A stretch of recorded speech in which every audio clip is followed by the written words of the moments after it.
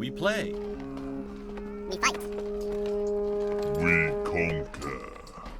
Welcome to the Freak Show. I'm your host, Bumpy McSquigums, and today starts, but it's not going to be followed up upon really quickly, so apologies, but I did want to get started because I've done a lot of research, I've done looking around, I've fiddled with this, and I've tried to make it a thing I can do that's going to possibly still be compelling and interesting and unique and fun.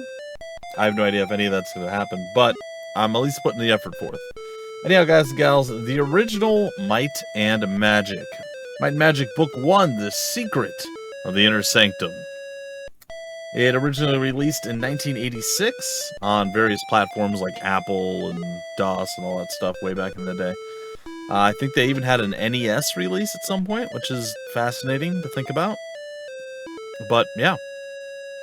And this is the goodoldgames.com GOG version of the game Might and Magic 6-pack limited edition, which released on April 29th, 1998, and it's all, of course, from New World Computing.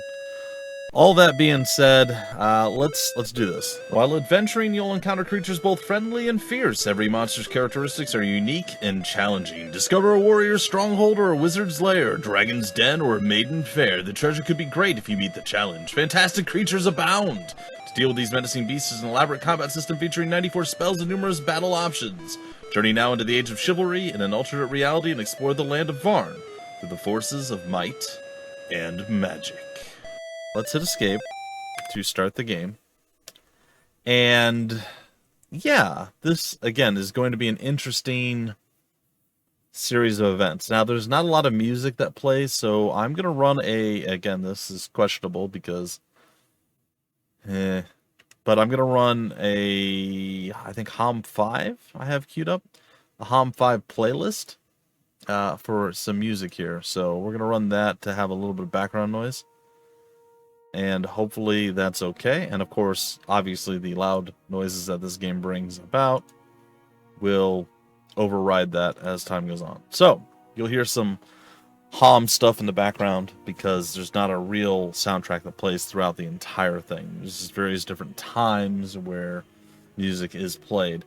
I did create a level 1 list for spells, which I will increase down the line. We may have to fiddle around with them. Cleric and Sorcerer, as they are not showing up specifically, so that'll be fun. I can bring them up at any point. I also have them in like a text file, so I may refer to those occasionally, and if you guys want, I can actually put them a little bit more in the middle, well, I guess I can't do it that way, in the middle of the screen here. We can do this. We can do that. And then you guys can see. So, spell level 1 for the Sorcerer and spell level 1 for the Cleric. And then there are 8 spells in each of those. And they all do something different. I've kind of condensed down what basically the manual said the spells do. There's going to be maybe a little bit of referring to the manual. This is a very complicated thing. I'm going to be getting graph paper and I'm going to be manually mapping out the game, so I will not be using pre-done maps and knowing everything. I'm going to be trying to do that. So this is going to be a big endeavor. I'm looking forward to future games where I hope they have some more quality of life stuff that I've gotten used to, but I'm willing to go through the struggles from back in the day. If you guys are willing to put up with however that's going to work, I'll do my best to again, try to make it as compelling as possible. I don't know. This is a little bit beyond what I know how to accomplish at this moment in time. So we will figure that all out. Anyway, we're going to begin. We're going to begin our journey. And the reason I want to begin our journey is I've been playing around a little bit on my own, getting a rough idea of how the game works and how to play it. And there is going to be a pretty sizable amount of me wandering the streets of Sorpical, something like that. The first town that we start in, and just hoping I get into random fights I can win to actually start getting equipment and so on and so forth. So I plan to do a good portion of that on camera, but I also plan to do some of the farming, some of the repetitive repeat battles over and over again off camera, so you guys don't have to watch me just wander. Oh, I'm fighting gnomes for the 18th time, you know. Something to give you guys a little bit of a break from the repetitiveness. So that's the plan, the goal, the hope, the dream. Hopefully it's all compelling and rich. I don't plan to go exploring and do anything like different or new or exciting off camera. All that's going to happen on camera. Just some of the grinding and the farming and the leveling I will probably do off camera. So that's where my head at. That's where my head's at. That's where I foresee us going in the future. All right. Let us press enter and begin. So we can create new characters. We can view all the characters that we have created. I deleted the extra characters I made. We're going to start from scratch. But there are 6 characters that you already begin with that are pre-made. Crag the Hack, I'm sure you guys recognize that name. Sir Galand, Zenon the Third, Swifty Sarge, Serena, and Whizblade. And that is a variety of things: Knight, Paladin, Archer, Robber, Cleric, and Sorcerer. I think they actually have equipment on them too, like slightly better equipment than what we would start with. And they are actually rolled up pretty decently. 12 HP, 2 AC, starting with a small shield and a club, where normally I think we just start with clubs. I can't go to the next character? No. Oh, okay. B, again, with the club. Let's see, with the club and a sling, which is nice. That's a half-orc archer. And we go to D, an AC of 1, club and a sling again. You don't start with a sling. E, just a club, and F, just a club, but with 3 AC. That's actually pretty high. Interesting stuff all around. Looks like 143 experience already done. I might have gotten to a fight with these guys at one point. I don't really remember. Or maybe this is just how they start. But either way, we're going to create characters from scratch and hope that it's going to go well. I will pick one of every class. I do have information, if I choose to accept it, that explains some stuff, because there's very bare bones and very minimal information available to us here on the actual screen. All this stuff doesn't really teach us or show us anything. So essentially, we have character race, which we'll be able to do.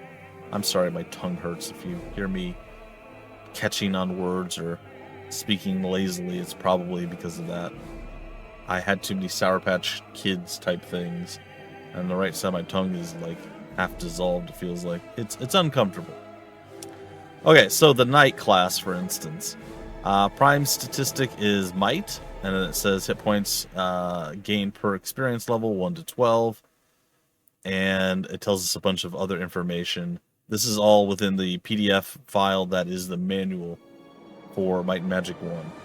The Paladin's primary stats are Might, Personality, and Endurance. Archer is Intellect and Accuracy. The Cleric is Personality. The Sorcerer is Intellect. And the Robber doesn't have a prime stat, so... Oh boy. And, of course, the number of hit points gained per level... per experience level may be increased by a character's endurance rating. The number of hit points with which each character starts the game is equal to the maximum number of points which each can gain per level, modified by endurance rating. Fun. Okay, so all that being said, Might is our first and primary stat for a Knight. I'm gonna try to get double-digit stats across the board. So there's going to be some re-rolling. I will probably do the first character on camera, then we'll pause and we'll come back once all the characters are created, so you guys can at least see the process. So when I hit enter, it's going to show up. Here's double digits across the board, but I mean 10's pretty low. And I'm not loving it. So you see here, we now are available with Knight, Robber, and Sorcerer. Since the Robber doesn't have any primary stats, I think it's always available as a class. Whereas right now, we only qualify for a Sorcerer and a Knight on top of that. Here we've done something that modified our stats enough to get to Cleric.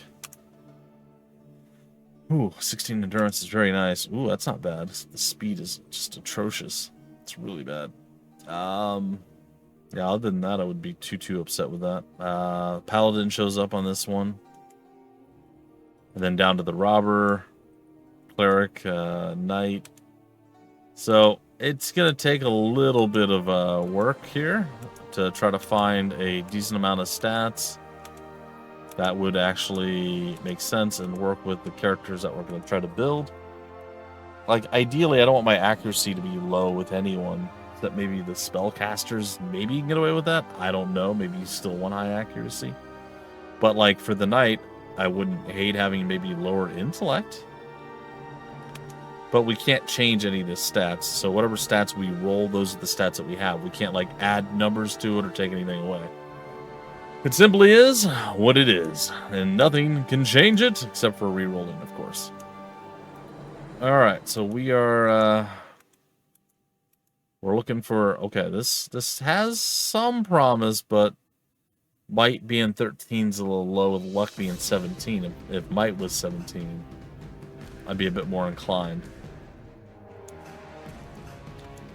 Like I said, there's some stuff, and I really don't want to have a super low speed stat either. I wouldn't mind that for like a mage character, but... And I've decided that I'm going to specifically order my characters in the order I would want to put them in the party. So I'm going to go with Knight, Cleric, Archer, Robber... Sorry. Knight Paladin. Not Cleric. Knight Paladin. Archer. Robber. Probably Cleric. And then the Mage or the Sorcerer, as it were. So that is the plan. So I'm going to be rolling specifically for each character and that class. Which means I may end up missing out on some other good ones I could have had. It's mildly inconvenient. It's not that big of a deal, but... Still.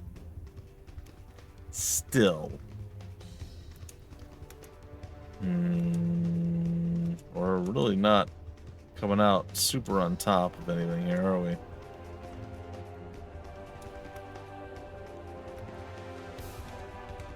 Come on, give me a high might stat and a high accuracy stat too, and speed. Give me a high everything stat. Come on. Oh, there we go with that, but for the rest, it's kind of like...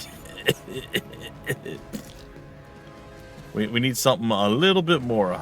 Again, low accuracy, but still, might's a little lower than I would like. What? Nope. Nope.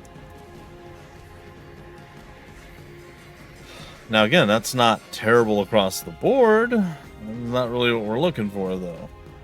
So I may even end up cutting this short, guys and gals. And just doing this all off camera, so you guys don't have to listen to me while we're waiting for a stat to pop up the right way. Again, in the grand scheme of things, it probably doesn't matter much. It would just give us a little bit of a better start. Well, this is almost okay, but it's not quite. And I believe all of the numbers are random.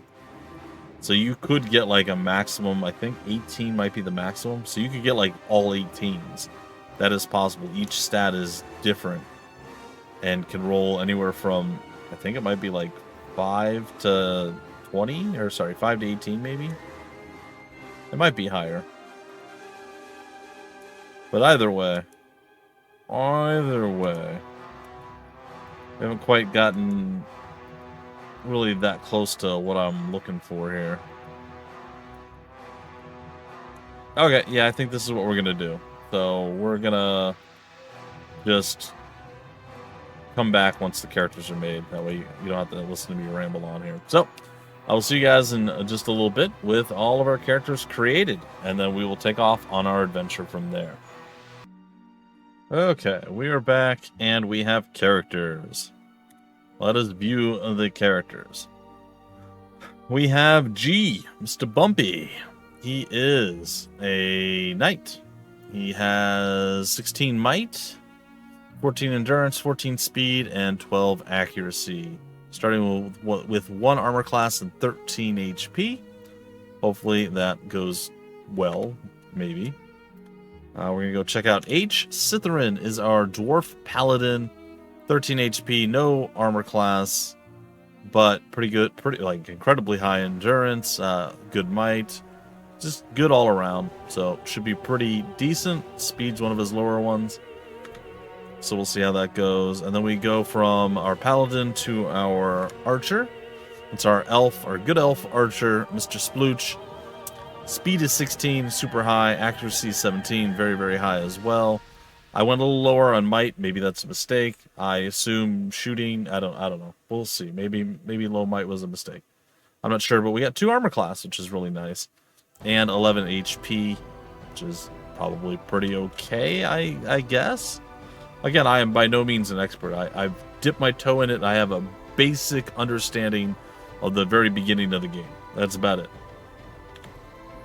Okay, then we're looking at our gnome or robber, Mr. Mutanot. He is neutral, 1 AC, 9 HP, and yeah, not really a tremendous amount of anything to talk about there, other than he should be relatively accurate and just kind of decent overall.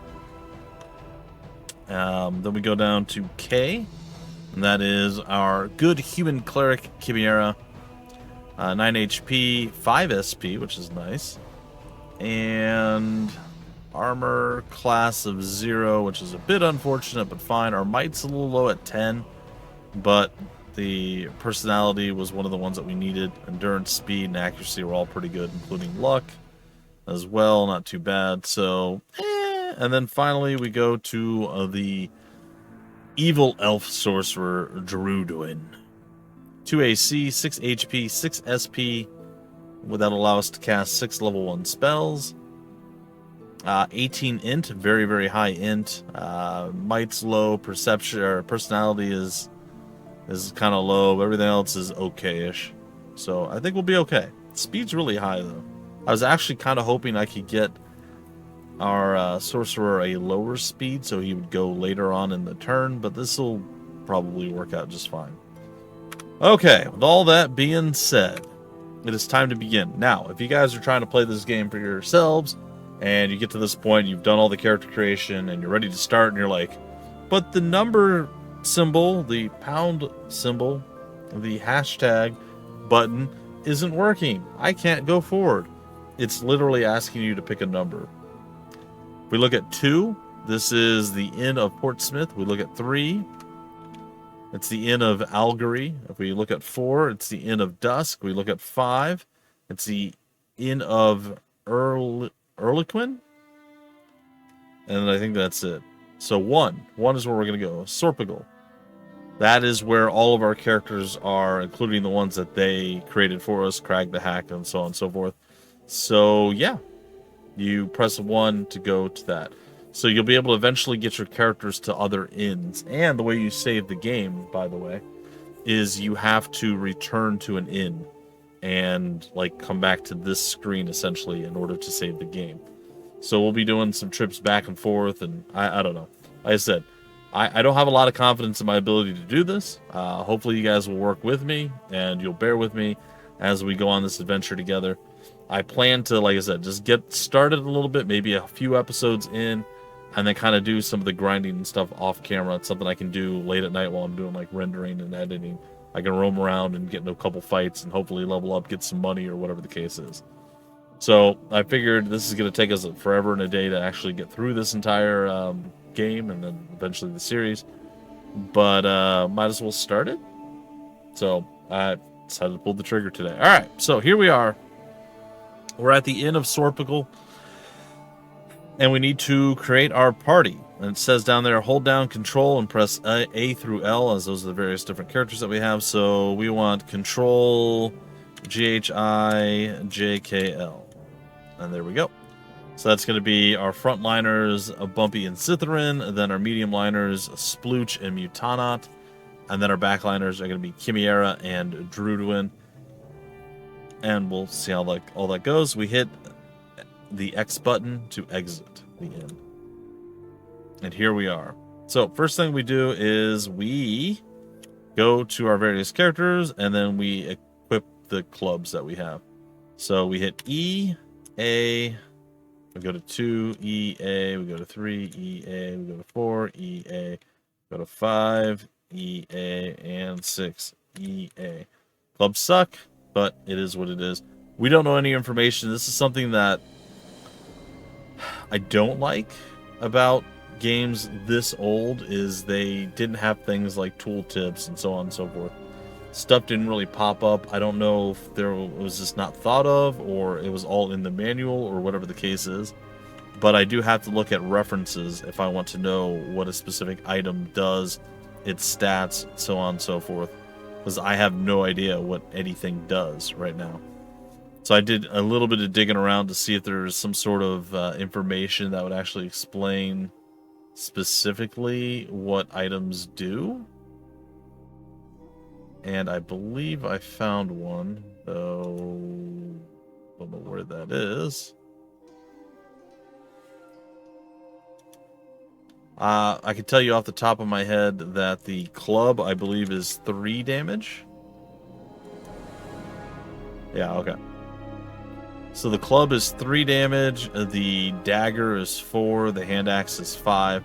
So there's like a whole list. I don't know where you would get this information from in-game. It might be there somewhere. I don't really know. So if somebody can enlighten me, that's like maybe a veteran of having played this a bunch of times in the past, by all means tell me. Again, I'd rather rely on stuff that is in the game itself as opposed to having to come out of the game to do things. So, alright. We are ready to back out and embark on our adventure. You'll see on the right-hand side, there's a whole bunch of commands there. Forward, back, turn, left, turn, right. Order, protect, rest, search, bash, unlock, quick reference, and view character. The quick reference is pretty nice. It brings up basically all your hit points, all your spell points, your armor class, and so on and so forth. And it also shows if you have any things afflicting you and what kind of condition you're in. In this case, it's all good across the board, and how much food you have. Alright. Before we leave, this tells us here the Inn of Sorpigal. We look over to, essentially if we left the inn, we'd be looking to our right. It's find foods. We can actually buy food there. And you rest. Every time you rest, you use food, but it fully restores your HP and your magic points. So resting is vitally important, and food is pretty cheap, at least early on in the game. Maybe it's just cheap throughout the entire thing. So there'll be a lot of resting. And then there's B&B blacksmiths over there where we can get some items. Alright, I have a very rough layout of the town in my head. But essentially, yes, we walk forward with the up arrow key. We can step backwards with the back arrow key. And then we turn left or we turn right with the other arrow keys. That's pretty much it. That's how we're going to be moving around and doing stuff. We are inside Sorpigal right now, but apparently there are things that are roaming that will just randomly attack us. There are doors and things that we can go into that will sometimes allow us to do battle. This is the temple. If people die and other various bad things happen, this is where we need to go to fix those things. And we've come across our first locked door. So you see we have an unlock ability. So we can hit U. And then who will try? Mutanat is our thief. So we're going to have Mutanat try it. So I'm going to press 4. The unlock failed. We can try it again, but almost everything is trapped. So the more we try and pester this, the more likely we are to die a horrible death. So just be aware of that. Or at least get hurt. Success. Alright, there's probably going to be a battle in here. I'm just warning you ahead of time. What it is... Oh, I heard this is the worst battle. I didn't look up a lot of information about like what I should and shouldn't be doing. But specifically, people said sprites are bull and you should run in terror from them. So I'm going to do that. And apparently when you retreat, you end up back where you kind of started. I guess. We ran into more sprites. So yes, apparently you should run from sprites. I've never actually attempted to fight them. Oh, here we go. Some battle rats. That's horrifying, actually. I never actually attempted to fight sprites. I ran from them the one other time that I ran into them before. And now apparently we've already run into them twice. So I don't know. Anyway, battle rat time. Again, we have the option to bribe them, attack them, retreat, or surrender. We're going to attack. That brings us to the combat screen. Combat screen is here.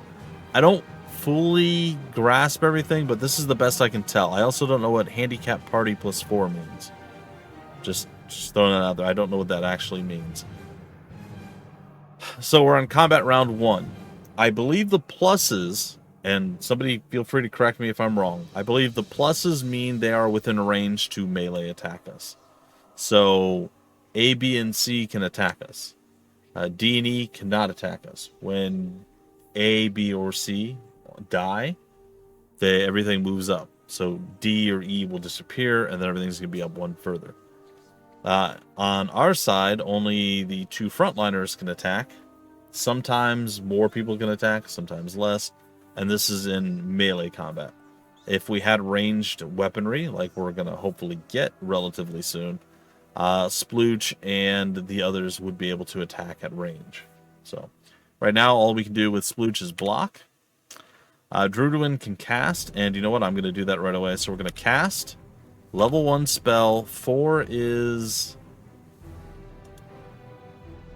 Flame Arrow. Cost 1 spell point. It's a combat spell. It's 1 monster. I think it shows all over on the right-hand side here. Fire is 1 to 6 damage, or 0 if it's immune. So let's cast 4. And let's put it on A. And we did 1 point of damage, and that was pretty much it. Alright, it's my time to attack. So attack will just automatically attack whatever's, I guess, in A slot, I think is how it works. And fight, you actually get to choose what you're going to actually attack. So since we're focused on A anyway, we're just going to go ahead and do that. We hit him for 4. Utanat's time, but he can't do anything, so block.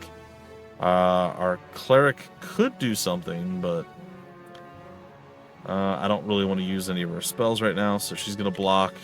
And then finally Sithrin, being our slow boy, he's finally coming up, and he's going to swing, and he missed. Alright. 3, 2, and 3. So we hit Q now. We can see that I took 2 damage, and Sithrin took 6 damage? 6 damage. So we're a bit hurt, and the first rat really didn't lose all that much. Alright, we're going to block again. I'm going to cast again. Spell level 1, spell number 4 on to A. 2 points of damage, still standing. That is a strong rat. I'm going to swing on him. Alright, I dropped him. First rat down. And then they all went crazy and attacked us. And you'll see that Sithrin is kind of getting close to death's door, or at least getting knocked unconscious. We're going to block, we're going to cast, and we're going to do the cleric spell. First aid is a spell we're going to be casting. It's also in the 4th slot. So spell level 1, 4th spell, and we're going to cast that onto Sithrin. If we take a look now, Sithrin is back up to 12 out of 13 HP. And going to try to swing on the rat. And he killed it in 1 shot. Alright. Little baby stabs there and attacks on us. I'm a bit hurt now. We're going to do a lot of resting between combat, because it don't feel none too good. Alright, we're going to block again. Just going to block with our magic guy. Attack. That's not good. Block, block. Attack. Block. I guess cast. We'll do 1 for A. Okay, we hit him for 5. Oh, I missed. Block. Where are we at here? I think I can probably survive. I'm going to block again and attack. There we go. I wouldn't mind slowing down like the combat when it auto scrolls to see what's going on a little bit better, but I think it's okay. I'm still doing okay. Alright. Block, block, attack. Nice. Block, block. Ouch, attack. Block, block, attack. Block, cast. 1, 4, 1. I just cast a heal on me. I'm back up to 11 out of 13. And attack, and miss. Alright, block, block, attack. Dang it. Block, block. Get hit for 3. Attack. Come on, guys. Block, block, attack. Block, block, attack. Hey, we did it! Everybody gained 41 experience. We need a lot of experience to level like 1500 plus or something. It's a tremendous amount of experience. Alright, whenever you're done with combat, let it play through, get to this screen, and then you're going to want to hit S. S allows you to search for loot that might have been dropped. It does not auto show you whatever loot was there. You have to search for it. Again, this is something that I thankfully caught in my exploration of what does this do? How does this work? And so on and so forth. Like I said, I looked up a little bit of information because I couldn't figure things out. And, yeah, so this is one of those things that I came across where it says, you should search after you defeat somebody. I'm like, oh, really? So I tried it. I'm like, oh, that's why. Okay, so we're going to go ahead and we're going to find/remove a trap. And we're going to use Mutana to do so. And we got 5 gold per character at this point. So we can go into any one of our characters. We can hit G and we can gather all the gold. And you see up here that we have 30 gold right now. And then we can also hit S and we can share the gold and basically throw it out to everyone if we wanted to. So it's not too bad. With 30 gold, I think we can get some ranged weaponry. And I think that makes sense to go and do. So I think I'm going to go and do it. I am not sure where I'm at right now. Oh, wait, no, I know where I'm at. Alright. So we're going to go here. A man wearing a leather apron speaks. Distinguished travelers, you've come to the right place. Can I help you? Yes, yes you can. We're going to go with... We're going to actually hit back. Oops.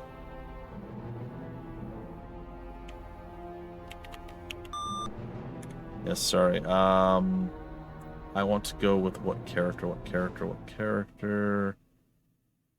I guess 3 and 4.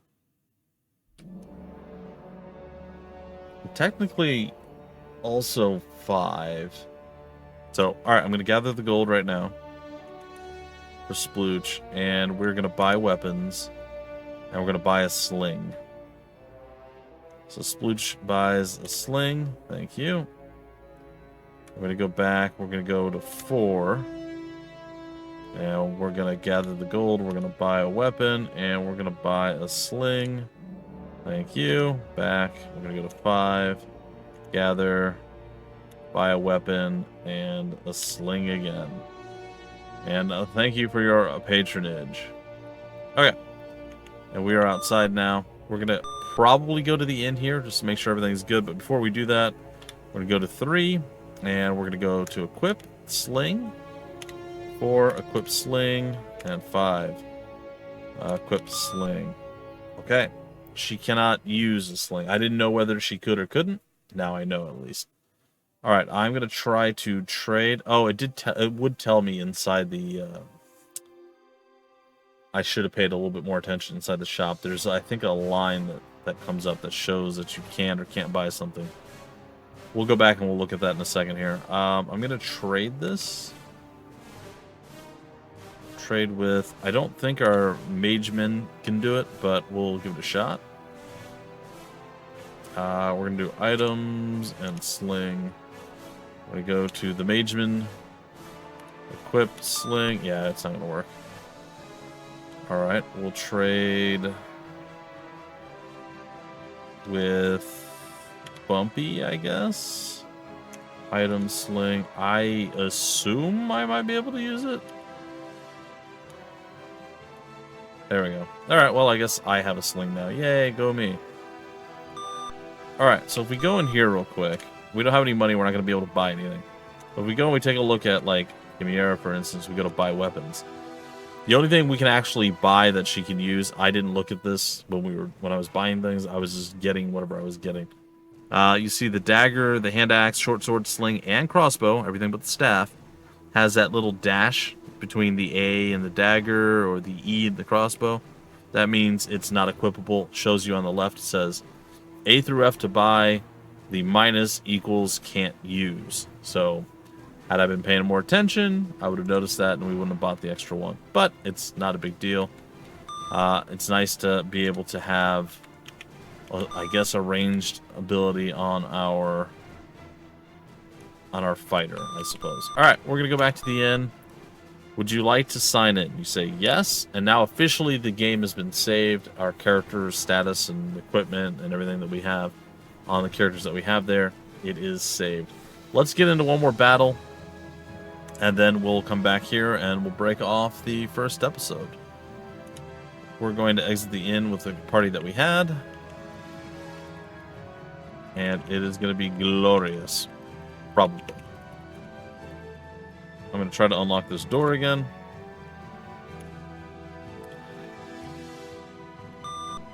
Razor sharp blade slice through the party. Well, that's not great. Oh my god, that hurt us a lot. I'm going to rest, actually. Rest, yes. Okay, now, something I want to do, I haven't done yet. I need to bring this up because I don't know what it is. We need to make that visible to us. Leather skin. That's number 5. Okay, so we're gonna do that.